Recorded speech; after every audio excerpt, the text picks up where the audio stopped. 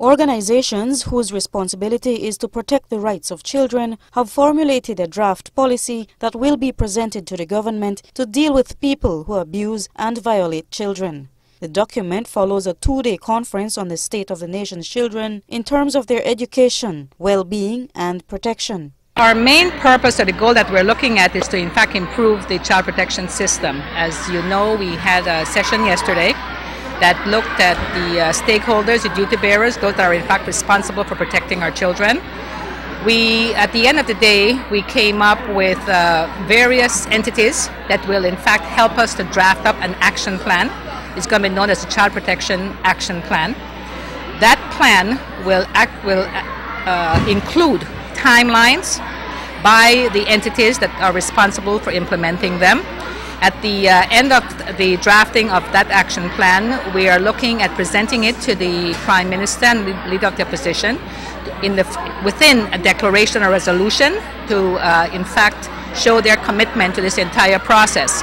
Executive Director of the National Committee for Families and Children, Pearl Stewart, told Love News that for too long decisions have been made affecting children, but without their inputs.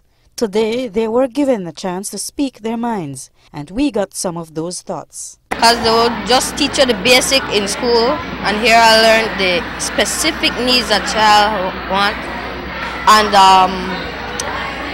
all the different wants and needs, and the rights that our children have. What will that do for you now, going back to school?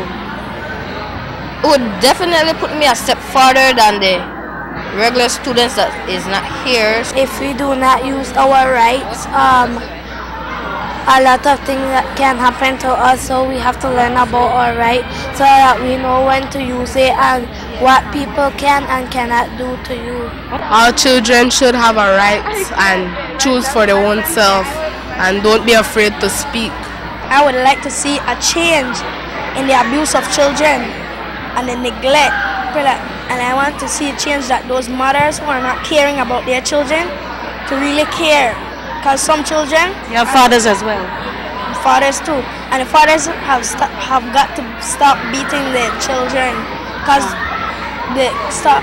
the mother and the mothers too. Because the children, they can pick it up and think that it's a normal thing to do. But while even children who live with family and have a normal life can still find themselves in precarious situations, imagine how much worse it is for children who live in children's homes. Most come from broken families or have already been subjected to unforgiving conditions. Jessica Lopez currently lives at the Dorothy Menzies Child Care Center, but her past ordeals, whatever they may have been, have not stopped this Trinity Methodist student from having a much more positive outlook. But her wishes lie in the hands of the powers that be. I would like the government to help in the institution to help more to the children to get adopted and to go somewhere and spend time with their family, because it's they always stay trapped in the home and they have nowhere to go. I don't have my families around, and with more kids, and I don't really feel comfortable around them because it's not like home.